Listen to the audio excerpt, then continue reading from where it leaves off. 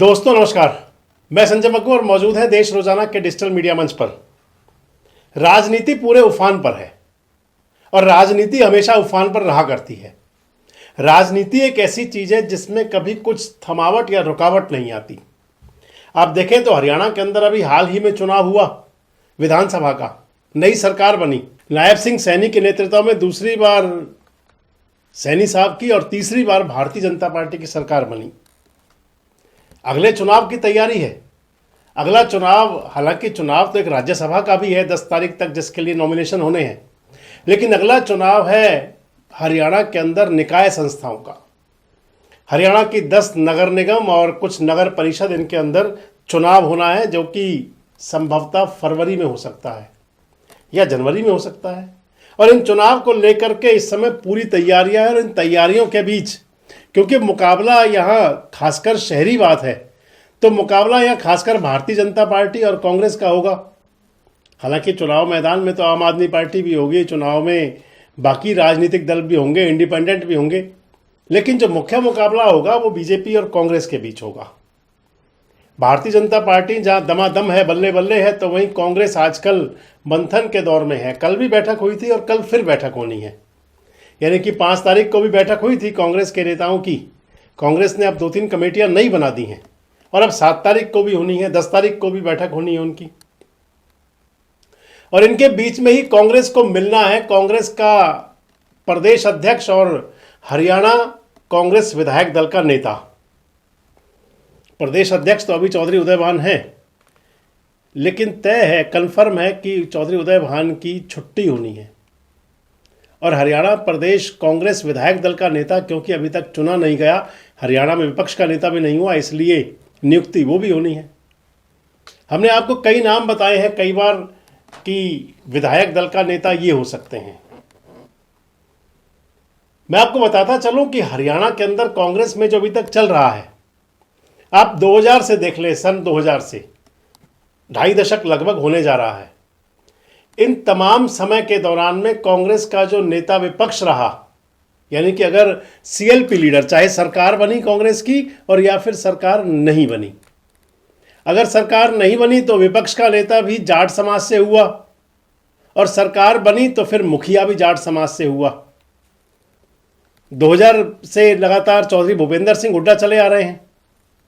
2005 में और 2009 में जब कांग्रेस की सरकार बनी तो हुड्डा साहब मुख्यमंत्री बने। 2014 के अंदर भी सीएलपी लीडर भूपेंद्र सिंह हुड्डा थे और 2019 में भी सीएलपी लीडर भूपेंद्र सिंह हुड्डा थे। अब 2024 है, तो लगातार अभी तक जो चलता रहा वो कांग्रेस का जो विधायक दल का नेता हुआ वो चलता रहा जाट समाज से, और जो कांग्रेस के प्रदेश अध्यक्ष हुए वो बनते रहे दलित समाज से। दलित समाज में भी खासकर जाटव समाज से। मैंने आपको विधायक दल के नेता तो बताए, अगर प्रदेश अध्यक्ष की बात करें तो फिर फूलचंद मुलाना के बाद में प्रदेश अध्यक्ष जो हरियाणा में कांग्रेस के हुए वो अशोक तंवर के बाद में कुमारी सैलजा के बाद में चौधरी उदय भान। यही नाम प्रमुख हैं। ये सभी एससी समाज से हैं, दलित समाज से। अब कांग्रेस क्योंकि मंथन के दौर में है और चर्चाएं हैं कि अब की बार ये दोनों में चेंज हो सकता है, यानी कि कांग्रेस का जो हरियाणा प्रदेश कांग्रेस कमेटी का अध्यक्ष अब कोई जाट समाज से हो सकता है और हरियाणा प्रदेश का जो विधायक दल का नेता है वो गैर जाट समाज से हो सकता है। वो दलित भी हो सकता है, पिछड़ा वर्ग से भी हो सकते हैं और सामान्य वर्ग से भी गैर जाट हो सकते हैं। मैंने आपको कई नाम बताए हैं और भी जो राजनीतिक घटनाक्रम पर वीडियो देते हैं सोशल मीडिया में, उन्होंने भी आपको कई नाम बताए। आज मैं आपसे चर्चा में हूं कि हरियाणा प्रदेश कांग्रेस कमेटी का अध्यक्ष कौन हो सकता है, और मैंने आपको बताया कि अब की बार संभवतः किसी जाट समाज से किसी नेता को कांग्रेस अपना अध्यक्ष चुन ले। अगर जाट समाज से किसी नेता को कांग्रेस का प्रदेश अध्यक्ष बनाने की बात आती है तो उसके अंदर जो वर्तमान में प्रमुख चेहरे हैं जिन पर नजर जाती है तो वो हैं चौधरी वीरेंद्र सिंह डूमरखां या उनके बेटे बृजेंद्र सिंह, चौधरी भूपेंद्र सिंह हुड्डा और या उनके बेटे दीपेंद्र हुड्डा, और इसके साथ में रणदीप सिंह सुरजेवाला। ये प्रमुख नाम है। अगर मैं आपको बताऊं कि कांग्रेस का नया प्रदेश अध्यक्ष इन नेताओं में से हो सकता है कोई, तो इसको एक पॉजिटिव और नेगेटिव क्या जा सकते हैं। किस लिहाज से उनको अध्यक्ष चुना जा सकता है और किस लिहाज से उनकी अध्यक्ष पद पर ताजपोशी रुक भी सकती है, नहीं हो सकती। अगर सबसे पहले बात भूपेंद्र सिंह हुड्डा जी की करें तो भूपेंद्र सिंह हुड्डा हरियाणा के अंदर कांग्रेस के सरकार में 2 बार मुख्यमंत्री रहे, 1 बार विपक्ष के नेता रहे और 1 बार कांग्रेस के सदन में नेता रहे, कांग्रेस के प्रदेश अध्यक्ष भी रहे। ये तमाम पदों पर भूपेंद्र सिंह हुड्डा रहे हैं। कई बार लोकसभा के सदस्य रहे। इसके साथ साथ ही अगर मैं ये कहूं कि जाट समाज के इस समय चौधरी भूपेंद्र सिंह हुड्डा सबसे बड़े नेता हैं हरियाणा के अंदर। भले ही चौटाला परिवार की बात भी हो, भले ही चौधरी बंसी लाल के परिवार के भी राजनीतिक वारिस हों, लेकिन अगर जाट समाज के नेताओं की बात आती है तो इस समय सबसे बड़ा नाम जो आता है वो चौधरी भूपेंद्र सिंह हुड्डा का आता है। इन लिहाज से देखें तो हुड्डा साहब कांग्रेस के प्रदेश अध्यक्ष भी हो सकते हैं अगर विधायक दल के नेता ना हो, लेकिन जो उनके प्रति दूसरा पक्ष जो जाता है जिसमें लगता है कि उनकी ताजपोशी ना हो, तो सबसे पहले तो भूपेंद्र सिंह हुड्डा जी की उम्र 78 के आसपास होने जा रही है। खुद भी कहा करते थे वो, यानी कि उम्र के उस दौर में है जिसमें आदमी मेहनत कम कर पाता है। हालांकि चौधरी भूपेंद्र सिंह हुड्डा ने विधानसभा चुनाव में जिस कदर भागदौड़ की, मेहनत की और विधानसभा चुनाव के परिणाम के दिन जिस प्रकार से उन्होंने उसका सामना किया, वो काबिले तारीफ है। लेकिन जो कहा जाता है सियासत के अंदर उम्र वाली एक बातें आजकल चलने ही लगी हैं, तो उस लिहाज से हुड्डा साहब के लिए अगर उनका नेगेटिव पॉइंट जाते हैं तो सबसे मेन हो गया कि वो उम्र में आ गए, 78 के हो गए। दूसरी बात आती है तो भूपेंद्र सिंह हुड्डा के नेतृत्व में लगातार 2 दशक से अगर ये कहें कि कांग्रेस का वो जो प्रदर्शन रहा वो बेहतरीन नहीं हो पाया। 2005 का जो चुनाव हुआ जिसके अंदर कांग्रेस को 67 सीट मिली, बिना किसी को नेता घोषित किए वो चुनाव हुआ था।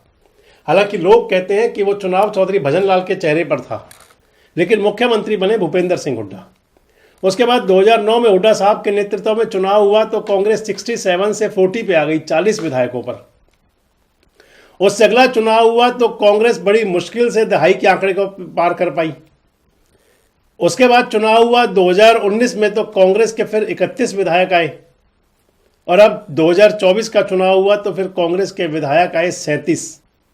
और आप देखें तो 2009, 14, 19 और 24 ये सारे चुनाव भूपेंद्र सिंह हुड्डा जी के नेतृत्व में, उन्हीं की देखरेख में चुनाव लड़े गए, उन्हीं की अनुशंसा पर टिकट दी गई, सब कुछ उनके पास था, फुल फ्लैश था। लेकिन इसके बावजूद कांग्रेस का प्रदर्शन दिन ब दिन डाउन गया। ये सबसे प्रमुख नेगेटिव पॉइंट आ जाते हैं हुड्डा साहब के लिए। अगर उसके बाद अगला नाम ले तो भूपेंद्र सिंह हुड्डा नहीं तो क्या उनके बेटे दीपेंद्र हुड्डा। अगर दीपेंद्र सिंह हुड्डा के पक्ष की बात जाए तो उनके पक्ष में कई सारी बातें हैं। विधानसभा चुनाव में उन्होंने खुद को साबित करने की, प्रूव करने की काफ़ी कोशिश की। विधानसभा चुनाव में पूरी तरह सक्रिय भी रहे। दीगर बात है कि कांग्रेस की सरकार नहीं बन पाई। दीपेंद्र हुड्डा को सर्वसुलभ नेता के रूप में ही माना जाता है। वो खुद भी कई बार कहते हैं और लोग भी कहते हैं कि दीपेंद्र हुड्डा जब जनता के बीच हैं तो फिर सबसे मिलकर ही जाएंगे, सबसे बात करके ही जाएंगे।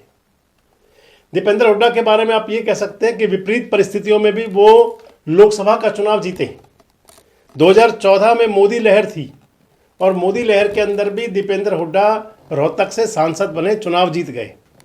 2019 का चुनाव जरूर हार गए मात्र 6-7 हज़ार वोट से, लेकिन 2019 में भी मोदी लहर तो इस चुनाव में भी थी क्योंकि सरकार आज भी एनडीए की है, मोदी जी की है। और इस सबके बावजूद दीपेंद्र हुड्डा रिकॉर्ड वोटों से चुनाव जीते, हरियाणा में सबसे बड़े अंतर से। दीपेंद्र हुड्डा के पास अपनी टीम है, उनके पास यूथ आइकन है, युवाओं का उनके पास बड़ा एक लाव लश्कर है। कांग्रेस आला कमान राहुल गांधी और प्रियंका गांधी वाड्रा के भी नज़दीक हैं। ये सब बताते हैं कि दीपेंद्र हुड्डा की भी ताजपोशी कांग्रेस के प्रदेश अध्यक्ष पद पर हो सकती है। लेकिन अगर नेगेटिव पॉइंट जाएंगे तो फिर नेगेटिव पॉइंट में ये आएगा कि 2024 का जो विधानसभा चुनाव हुआ, इसमें जितना भूपेंद्र सिंह हुड्डा जी की अनुशंसा थी उतना ही दीपेंद्र हुड्डा का भी पूरा चुनाव के अंदर वो चेहरा थे। हर जगह उन्होंने चुनावी सभाएं की थी, अपने कई नेताओं को उन्होंने टिकट दिलवाया था। कई ऐसे नेता थे जो दीपेंद्र हुड्डा समर्थक थे, जो बागी भी हो गए थे चुनाव में। इसके साथ बड़ी बात एक आ जाती है कि विधानसभा का जो चुनाव हुआ, उस चुनाव में जब चुनाव का परिणाम आ रहा था तो और चुनाव परिणाम के बाद से और अब तक दीपेंद्र हुड्डा बिल्कुल साइड हैं। उन्होंने किसी विषय पर आकर के स्पष्ट तौर पर आज तक कोई बात की नहीं। हालांकि लोकसभा में तो आजकल वो पूरे सक्रिय हैं, लेकिन विधानसभा चुनाव में कांग्रेस के प्रदर्शन को लेकर के दीपेंद्र हुड्डा कोई सधी हुई बातें नहीं करते रहे। ये नेगेटिव पॉइंट जाते हैं। और सबसे प्रमुख बात एक और आ जाती है कि अगर भूपेंद्र सिंह हुड्डा के नेतृत्व में कांग्रेस लड़ रही थी तो फिर पर्दे के पीछे का नेतृत्व दीपेंद्र हुड्डा के पास था ही।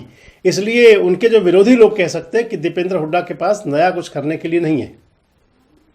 जो मैं बाकी आपको अगले नाम बता रहा था, ये तो हुए भूपेंद्र हुड्डा और दीपेंद्र हुड्डा कांग्रेस के प्रदेश अध्यक्ष पद के लिए।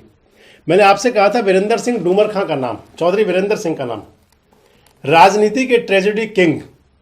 हमेशा खुद ही कहते हैं कि सत्ता नजदीक आकर के चली जाती थी। 5 दशक की राजनीति लगभग उनकी कांग्रेस में रही, लेकिन अगर ये कह दें कि उनकी 5 दशक की राजनीति पर 1 दशक की राजनीति जो भारतीय जनता पार्टी की हुई वो भारी पड़ सकती है। चौधरी वीरेंद्र सिंह डूमर खां के पक्ष की जो बातें आ जाती हैं तो वो ये है कि हरियाणा के सभी 90 विधानसभा क्षेत्रों में वीरेंद्र सिंह डूमर खां के समर्थक हैं, शुभचिंतक हैं।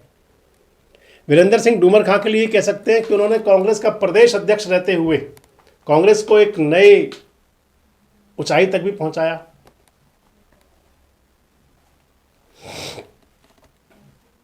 विधानसभा, लोकसभा, राज्यसभा सभी सदनों में रहने का उनको मौका मिल चुका है। प्रदेश के वजीर रहे हैं, केंद्र सरकार के वजीर भी रहे हैं। वीरेंद्र सिंह डूमर खां के पास अपनी एक लॉबी भी है, जिसके बूते वो राजनीति में कुछ अपना दिखा सकते हैं और दिखा भी चुके हैं। ये अगर पॉजिटिव पॉइंट है। और सबसे प्रमुख है कि वो सर छोटू राम के नाती हैं। सर छोटू राम का नाम उनके साथ जुड़ा हुआ है और सर छोटू राम को आज भी न केवल किसान, न केवल जाट समाज, बल्कि सभी में इज्जत और मान सम्मान की दृष्टि से देखा जाता है हमेशा ही। ये पॉजिटिव पॉइंट है। तो नेगेटिव पॉइंट में अगर आएंगे तो मैंने आपसे कहा कि 5 दशक की राजनीति पर, यानी कि पंजे वाली 5 दशक की राजनीति पर 1 दशक की भगवा राजनीति भारी पड़ सकती है। 2014 के चुनाव से ठीक पहले भारतीय जनता पार्टी में चले गए थे चौधरी वीरेंद्र सिंह, और 2019 में उनके बेटे सांसद रहे, 2014 में वो राज्यसभा के सदस्य रहे, उनकी धर्मपत्नी विधायक रही भारतीय जनता पार्टी के अंदर, और अब 2024 के लोकसभा चुनाव से पहले वो छोड़ करके आ गए थे। यानी कि पूरे लगभग 10 साल वो भाजपा में रहे। दूसरी बात आ जाती है तो फिर उन पर भी उम्र की बात आ जाएगी कि उनकी उम्र काफ़ी ज़्यादा हो चुकी है, उतने सक्रिय गंभीर शायद ना रहें वो।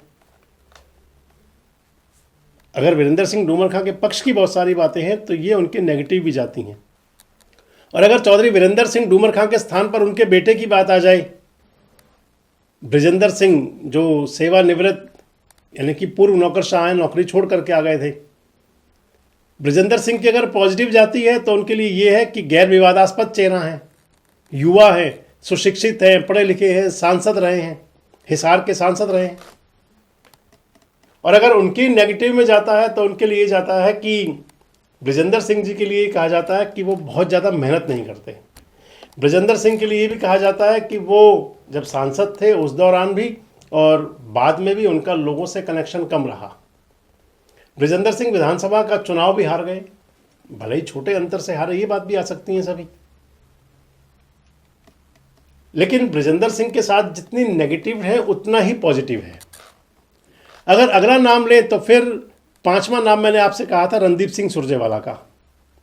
रणदीप सिंह सुरजेवाला के साथ कहें तो उनकी पॉजिटिव जो जाती हैं वो जन्मजात कांग्रेसी हैं।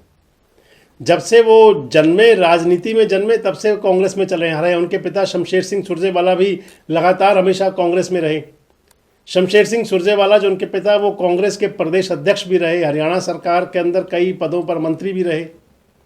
रणदीप सिंह सुरजेवाला भी कई बार विधायक रहे, मंत्री रहे, आजकल राज्यसभा के सदस्य हैं। रणदीप सिंह सुरजेवाला के बेटे भी कैथल से विधायक बन गए, अब की बार आदित्य सुरजेवाला। रणदीप सुरजेवाला के पक्ष की और बातें हैं कि वो बहुत सॉफ्ट है, लोगों से पॉजिटिव बोलते हैं, उनका लोगों से मिलना जुलना बेहतर है, जब वो मिलते हैं तो बड़ा अच्छा मिलते हैं। कांग्रेस आला कमान के प्रति वफादार हैं और उनकी नज़र में रणदीप सिंह सुरजेवाला की एक बड़ी वक़्त है। किसानों का मुद्दा हो, युवाओं का मुद्दा हो या किसी भी मुद्दे पर हमेशा बेबाक अपनी राय भी रखते हैं। कांग्रेस के अंदर कांग्रेस का मीडिया मैनेजमेंट बड़े अच्छे से संभाल चुके हैं।